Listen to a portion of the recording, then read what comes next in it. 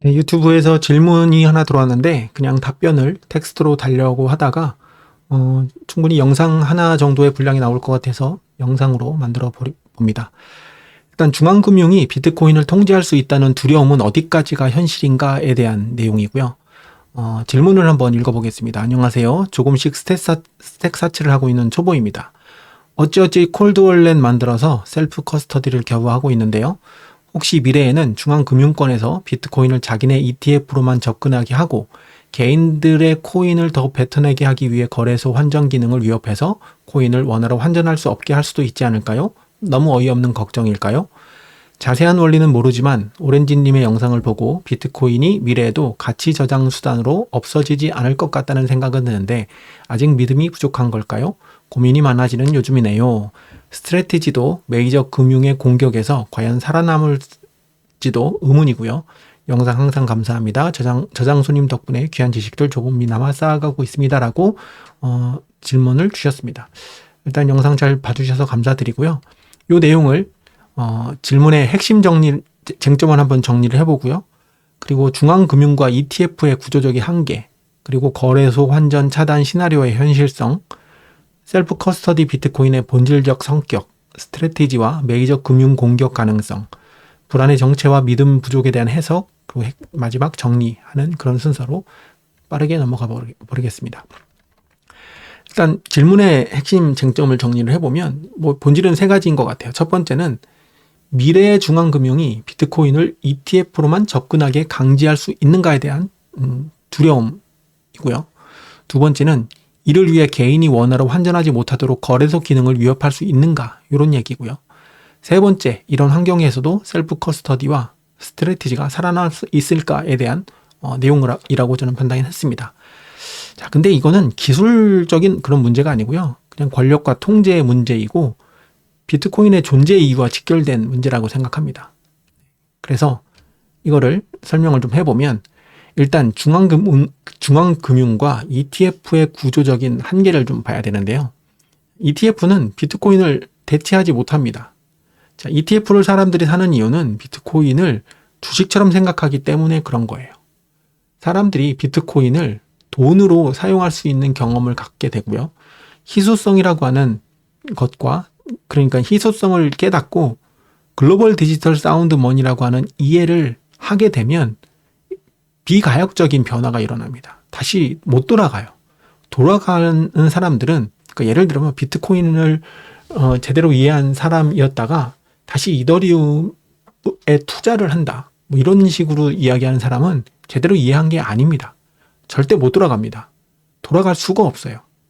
그거는 이해한 척을 하는 거고 그 비트코인을 그냥 투자 자산으로 보는 겁니다.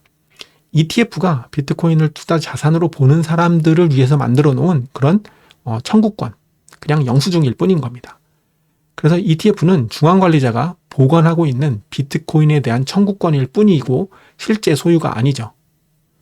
그래서 중앙금융이 ETF를 밀어붙이는 이유는 명확합니다. 첫 번째는 수수료를 벌어먹기 위해 한 거고요.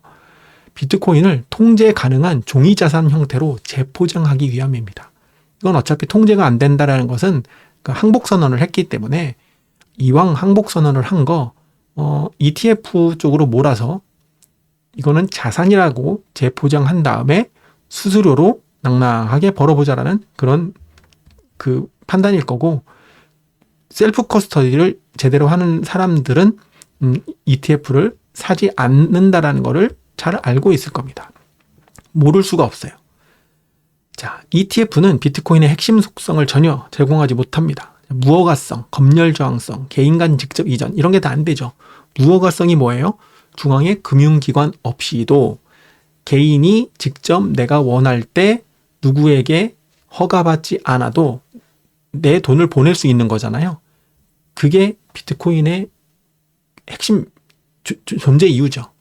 그래서 무허가성을 ETF가 할 수 있느냐? 못하죠. 금융기관이 승인을 해줘야 사고 팔 수 있는 겁니다. 검열 저항성. 계좌라고 하는 개념이 없기 때문에 신용이 어떻고 인종이 어떻고 나이가 어떻고 상관없죠. 개인 키를 가지고 있는 사람이 곧 그 돈의 주인이라는 게 비트코인의 기본 메커니즘이고 내가 내 직접 플로드를 조그만한 기기에다가 플로드를 구축한 다음에 내가 사용하는 지갑을 그 플로드랑 연결만 시켜 놓으면 중앙에서 누군가가 내가 돈을 보내는 것을 절대 막을 수가 없습니다. 그게 검열 저항성이죠. 검열받지 않고 누구의 허가를 받지 않고도 개인 간 직접 이전을 할 수 있는 게 비트코인이에요. 따라서 ETF가 확산될수록 오히려 실물 비트코인과의 격차는 더 벌어질 거고요. ETF가 더 잘 팔리고 ETF 쪽으로 돈이 몰릴수록 셀프 커스터디를 하는 사람과 그렇지 않은 사람들의 격차는 더 벌어질 겁니다. 어떤 격차가 벌어지냐? 지식의 격차, 경험의 격차 이런 것들이 벌어질 거고 ETF는 결국 수수료에 대한 문제도 있지만 국가의 세금 이슈라도 관계가 있을 겁니다. 셀프 커스터디란 비트코인은 세금을 매긴다라는 게 제가 볼 때는 거의 불가능에 가까워 보입니다. 정말 그 완전한 통제를 감안하고 그리고 셀프 커스터디한 비트코인에게 세금을 매긴다라는 것 매기려고 한다면 집에 갖고 있는 돼지 저금통 속에 원화에도 세금을 매겨야 된다는 것과 같은 개념이기 때문에 제 개인적인 생각으로는 셀프 커스터디 하고 있는 비트코인에는 세금을 매길 수가 없다. 매길 수는 있다. 단기간에는 매길 수가 있겠지만 그렇게 하는 순간 국가 경제 자체가 거의 나락가는 수준으로 이게 굉장히 파멸적인 상황을 맞게 될 것이라고 저는 생각합니다. 그냥 개인적인 이거는 추측이에요.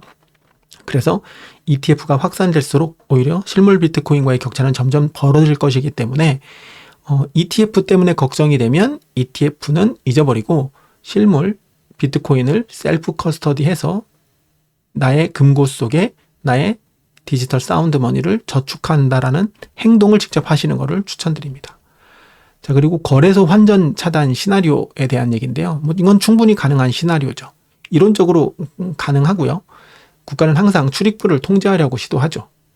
근데 이거는 비트코인을 막는 게 아니고요. 그 기존 금융 시스템 스스로가 신뢰를 포기하는 행위가 될 겁니다. 그리고 막는 게 아니라 가두리를 치는 거예요. 셀프 커스터디가 굉장히 어려워질 것은 분명해 보입니다. 그러면 셀프 커스터디를 불가능하게 할 거냐 아니면 어렵게 할 거냐 이 문제인데 불가능하게 하는 거는 불가능합니다. 어떤 방식으로든 할 수 있어요. P2P로 사서 셀프 커스터디로 하면 되니까요. 우리나라에서 P2P 할 수가 없다? 해외에서 해도 되고 어떤 방식으로든 셀프 커스터디를 하려고 하는 사람들은 답을 찾을 겁니다. 그럼 그게 안 된다면 어떻게 해요? 어렵게, 불편하게, 귀찮게, 짜증나게는 만들겠죠. 자, 이게 점점 이제 거래소가 아니라 은행들이 이런 걸 담당하게 되면 기존 금융 시스템 스스로가 신뢰를 포기하는 행위라고 자인을 하는 것이기 때문에 환전이 막히는 순간 비트코인은 더 이상 투자 상품이 아니고 이거는 직접 쓰이고 보관하는 돈으로 스테이지가 바뀔 거라고 저는 생각합니다.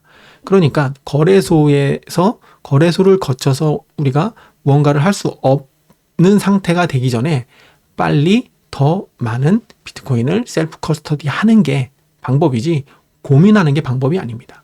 고민은 나의 자산 증식 속도만 늦출 뿐입니다. 자, 그래서 이미 역사적으로 자본 통제가 강해질수록 사람들은 우회 경로, 개인 간 교환, 국제 이동을 선택해 왔습니다. 비트코인은 이를 가능하기 위해서 태어난 시스템이기도 해요. 왜? 검열 저항성이 있기 때문에, 무허가성이 있기 때문에 그냥 개인과 개인끼리 주고받고 이렇게 하면 되는 겁니다. 자, 셀프 커스터디 비트코인의 본질적인 성격을 보면 셀프 커스터디는요, 단순한 보관 방식이 아니고요. 이거는 화폐 주권, 금융 주권을 개인이 회복하는 행위라고 보시면 됩니다. 거래소 환전 기능은 편의 기능일 뿐이고요. 비트코인은 개인이 직접 소유하고 누구의 허락도 없이 이전 가능하고 국가 경계를 초월한다라는 이런 본질이 있기 때문에 콜드 월렛을 만들고 셀프 커스터디를 시작했다는 것은 이미 금융 시스템 바깥으로 나간 거예요. 체제 바깥에서 나의 자산을, 내 돈을 보관하고 있다라는 것이 셀프 커스터디의 의미입니다.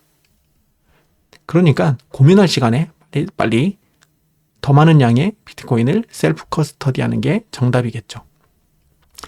자, 스트래티지 걱정인데, 스트래티지와 메이저 금융의 공격 가능성인데, 스트래티지는 금융권 내부에서 비트코인을 축적하는 굉장히 특이한 존재입니다. 세일러 자체가 사업가이고 세일러는 혁명가 이런 사람이 아니에요. 그냥 비즈니스맨인데 비트코인을 제대로 이해한 사람일 뿐인 거고, 그 사람이 불법의 틀에서, 그러니까 법적인 틀을 벗어나서, 비즈니스의 틀을 벗어나서 움직이지 않을 겁니다.